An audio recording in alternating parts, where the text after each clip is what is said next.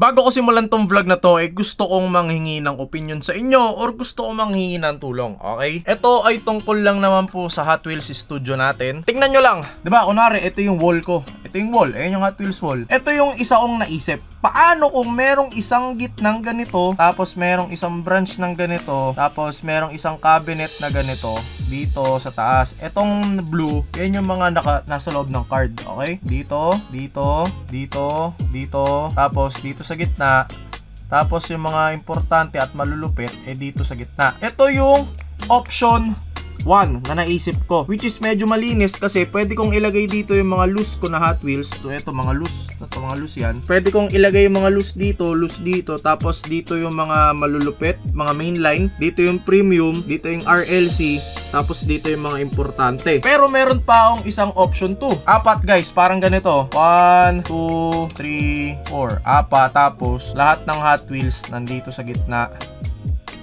Tapos meron din dito. Ano sa tingin nyong malinis? Yung number 1, yung kanina? O itong number 2? Ito yung reference ko guys, oh. Teka lang. Ganito. Ganyan yung diorama na sinasabi ko, or ganyan yung storage ko. Ganyan. Tapos ganito kalaki yung nasa gitna. Ayan, yun yung gitna. So, let me know kung ano yung naiisip nyo doon sa paglalagyan natin. Okay, bigyan nyo ako ng idea kung ano yung tama, ano yung sapat, ano yung saktong laki. Tulungan nyo ako mag-decide kasi kayo naman yun ang lason sa akin sa Hot Wheels. Okay? Basta gagawin natin ganyan yung itsura ng lugar natin. Alright, tara na. Simulan na natin itong vlog na to. Let's go. Ngayong araw mga kaibigan, gagala muna tayo. At tapos na po ang birthday natin, kaya back to the grind. Pero bago tayo mag back to the grind, sobrang aga ako nagising. Kaya gagala muna ako and sisilip ako ng mail call. Silip tayo sa mga 7-Eleven dahil nag-restock na daw yung mga 7-Eleven dito sa amin. And yep, babalitaan ko kayo. Biyahe lang tayo. Tara! Dapat ina-adjust ko na yung sarili ko kasi February 1 na Diba usapan natin February 1, tapos na yung siesta time natin kasi magdi-gym na tayo. Problema, sobrang dami ko pa rin ginagawa, hindi pa rin tapos yung studio, kaya hindi ako makapag-back to the gym. Pero I'll try my best, probably tomorrow ako mag-i-start.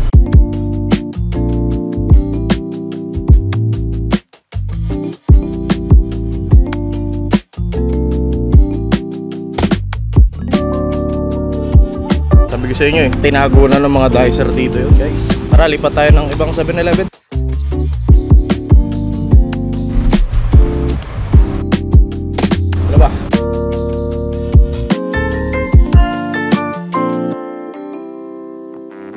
Nakauwi na ako at sa 4 or 5 7-Eleven na napuntahan ko, isa lang dun yung merong Hot Wheels. At sobrang pangit pa nun laman. Pero okay lang kasi kahapon or nung birthday ko meron akong in-order na naman sa Rich Prime Global.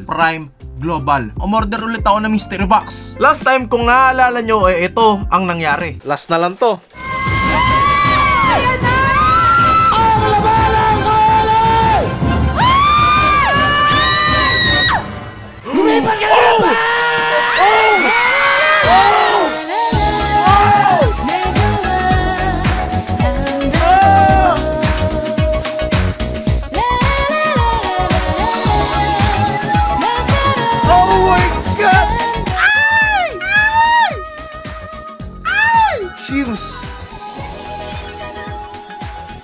Ito yung mali, di ba? Oh my God! Out of 6, ang nakuha ko lang na swerte is yung Civic na Gold. Kasi ang Civic na Gold mga kaibigan is nagkakalaga ng 350 pesos to 400. Tapos syempre, sabihin na natin yung presyo ng treasure hunt is 200 pesos each. So 400, 200, 200, 800. Tapos yung presyo ng 4 na basura, sabihin na natin parang nagkakahalaga ng parang pumatak na 50 each. I don't know. Okay, pero nag-restock ang Rich Prime Global mga kaibigan. Rich Prime baka naman. Rich Prime Global baka naman. Nakadami na ako ng order sa kanila at meron tayong bagong in-order ngayon. And sana, please,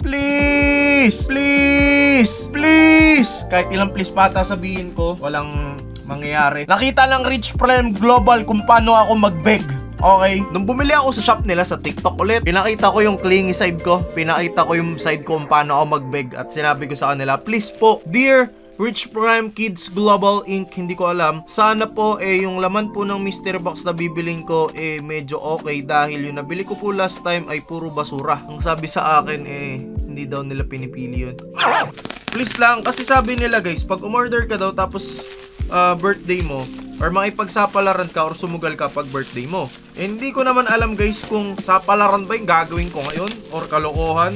Pero that there's one thing for sure. Yung nakuha kong isa is worth 400 pesos agad sa resale value. Kaya okay lang. Yun na.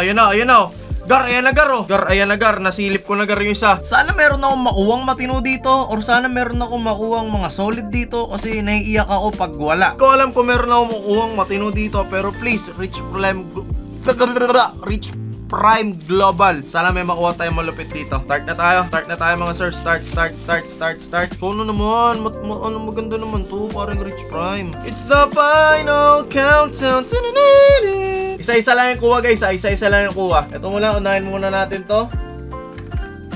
Okay, bilang tayo.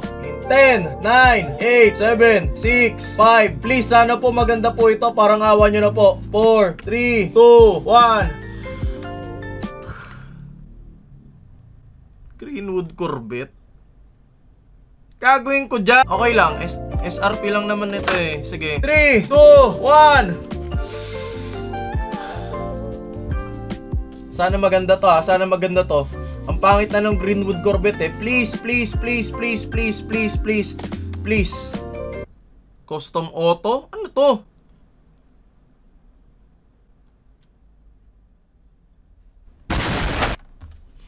Bakit yung iba may Civic? Bakit yung iba merong HKS? Bakit ako wala? 3, 2, 1.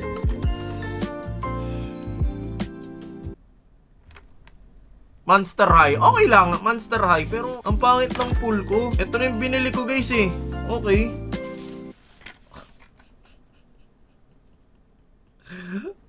Ganun ang buhay, ang alat. Bakit ang alat ng buhay guys? Bakit sa iba sobrang...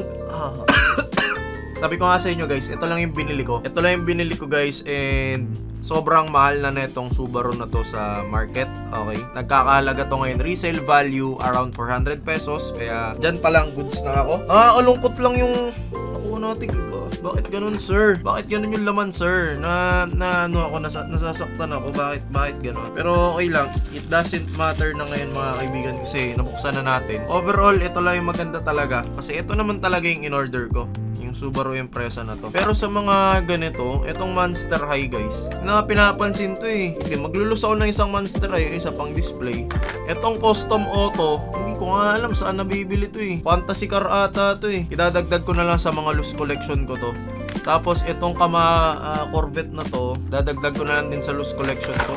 Anyways, sige, balatan na natin guys. Balatan na natin ang buhay itong mga to. Kung gusto nyo mag-try ng mystery box nila, iiwan ko na lang sa yellow basket. Pero walang yellow basket sa YouTube, kaya ilalagay ko na lang yung link ng TikTok ko.